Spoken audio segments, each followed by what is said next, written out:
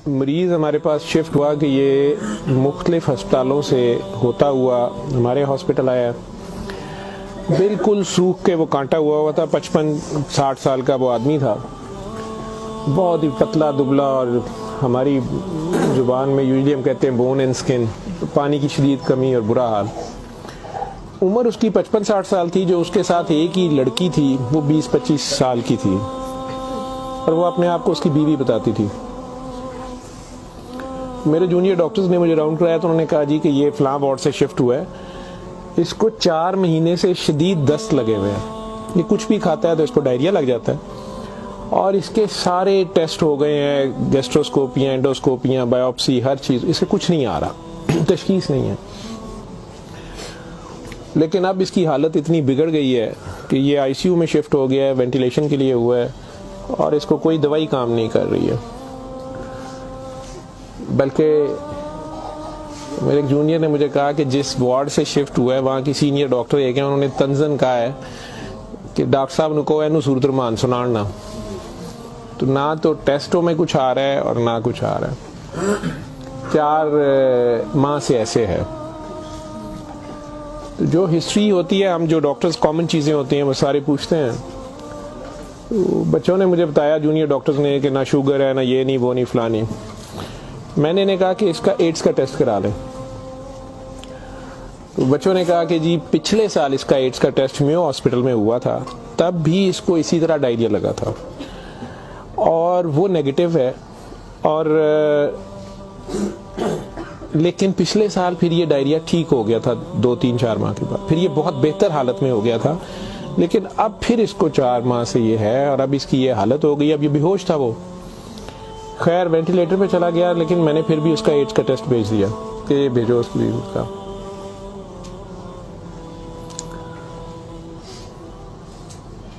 सूरा रहमान हमारे आईसीयू में वैसे ही लगती है, सुबह दोपहर शाम, कई बार मिस हो जाए, दिन में कम से कम एक बार जरूर लग जाती है। कोई ना कोई डॉक्टर नर्स ड्यूटी अपनी समझ के इसको लगा देते हैं।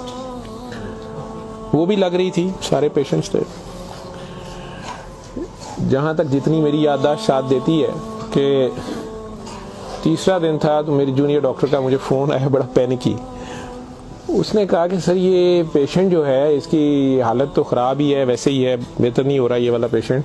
इस पर अचानक एक चेंज आई है कि ये सूरा रहमान जब भी लगती है, मैंने नोट किया है, लेकिन नर्सेज सुबह से बता रहे थे, लेकिन मैंने ये नोट किया अब कि जब भी लगती है इसके नाक मुंह से वैसे उसके पाइप डाला हुआ था, फेफड़े, हम सांस उसको मशीन, सांस वाली मशीन से जो है ना वो उसके लिए पाइप डाला हुआ था, नाक में भी एक नाली थी मैदे के लिए, बेहोश था।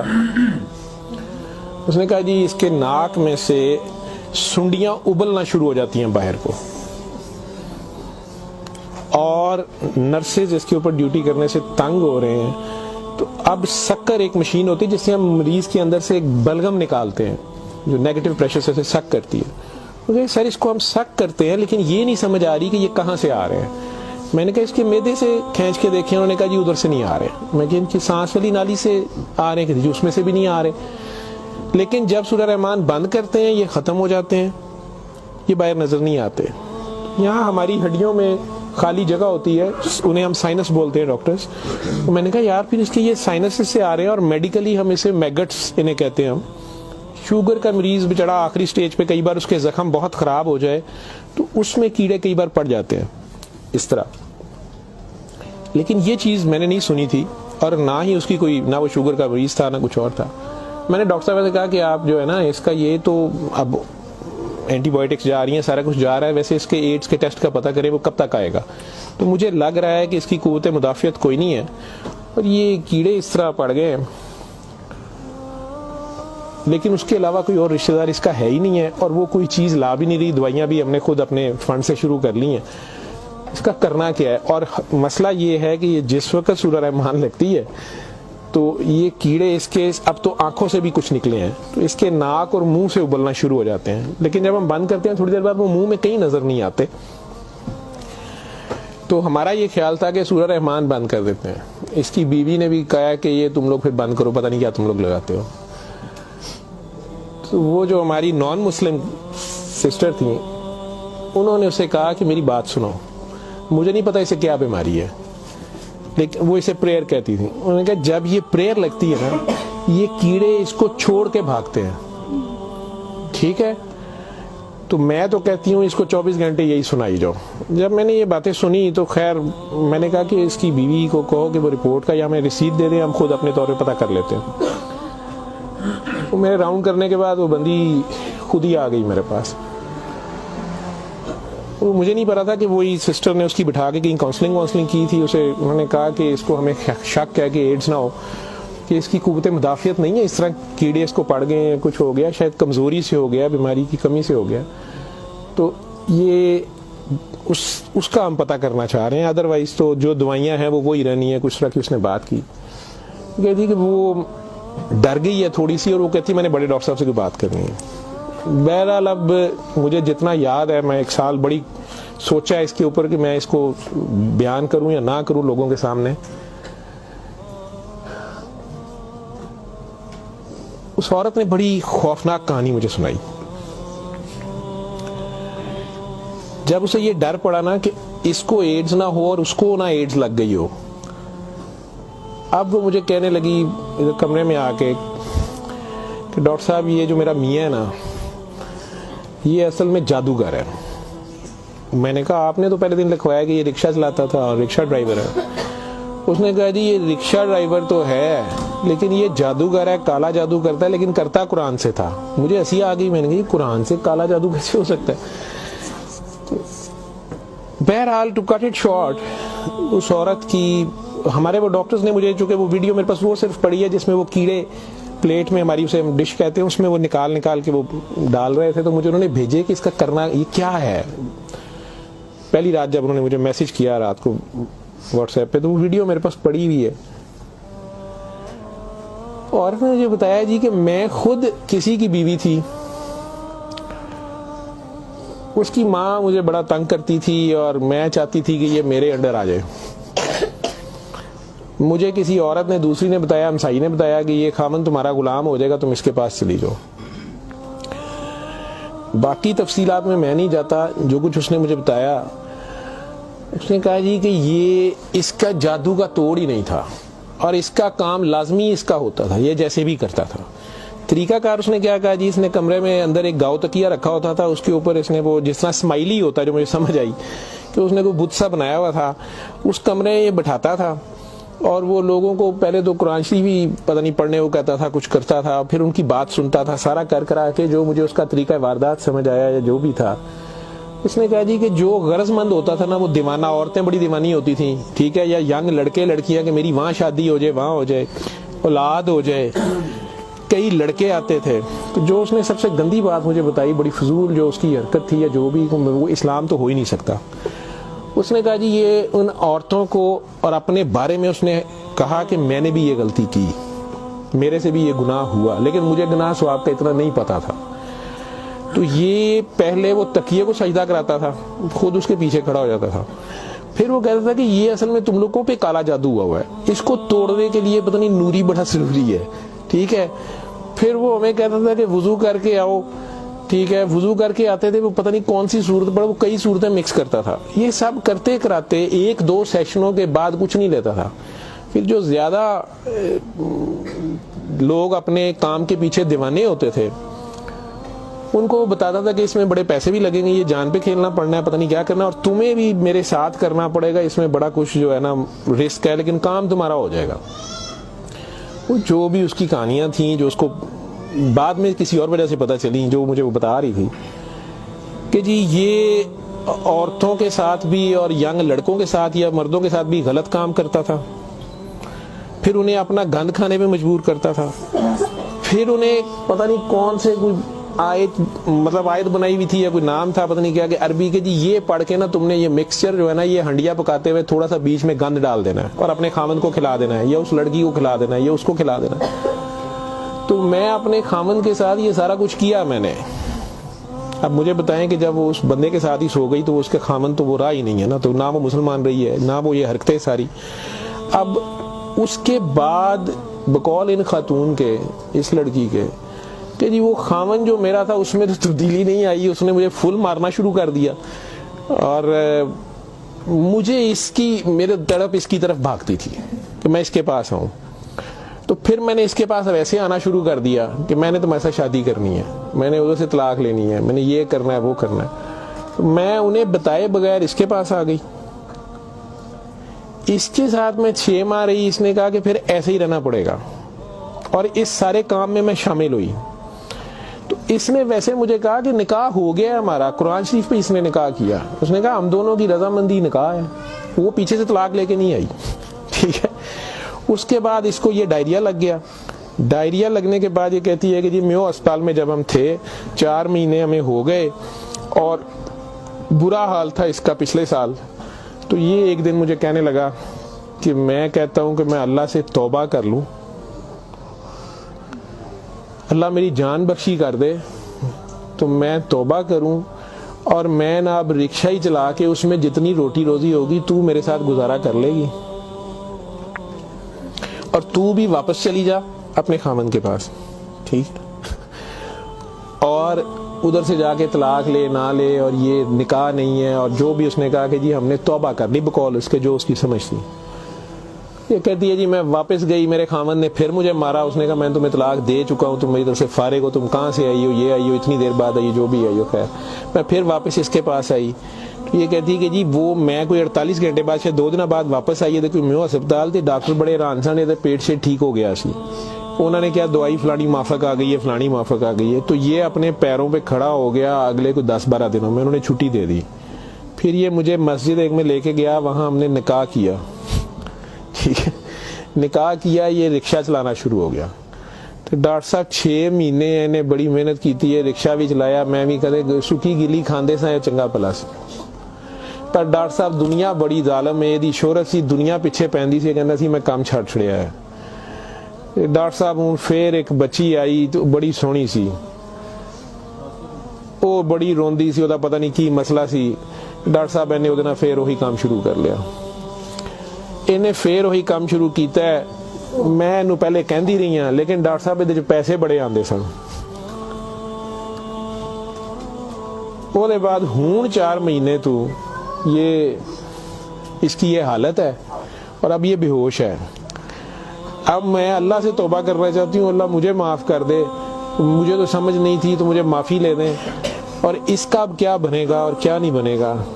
मैंने ये काफ़ी बीच में से सेंसर करके आप लोगों को सारी बात सुनाई है।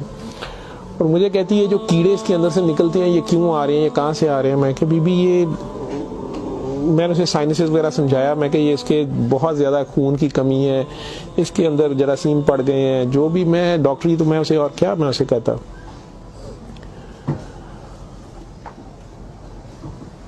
और उस वक्त सारी बात सुना के तो उसने वो रिपोर्ट अंदर से निकाली, और मुझे कहती है जी ये रिपोर्ट में तो इसको HIV की रिपोर्ट थी कि जी वो उत्थे रिपोर्ट वाले मैनू कहा है कि डॉक्टर साहब फौरन जाके दिओ, तो तुसी वो लेबोरेटरी में कहीं पूछती रही। तो उन्होंने कहा जी तुसी उत्थों जाके पूछो। तो मैं दसिया मेरे खामन दी मैनू दसो, उन्होंने कहा तुसी अपनी भी कराओ। तो डॉक्टर साहब ये रात दी मेरे कोल है, तो मैं मैनू तो नहीं बीमारी होएगी, मैं सूरत रहमान सुन ला। मैंने कहा जी आप भी सुने, 7 दिन सुने, मैं आपको क्या कह सकता हूँ। 1 दिन वो और जिंदा रहा, बंदा मर गया। आखिर तक उसके कीड़े वो आते रहे उसी तरह। जब भी वो सूरह रहमान लगती थी वो ऐसे होता था जैसे उबलते थे बाहर को, नाक से उसके, मतलब वो 1-2 नहीं होते थे कि जिन्हें आप पकड़ के साइड पे कर दें। मैंने बताया ना कि वो शक्कर मशीन रख के, तो उससे वो शक्कर में हम शक करते थे उसको सारा, वो मशीन में जाते थे, लंबी सुनियाँ उसकी नाक से मुंह से। और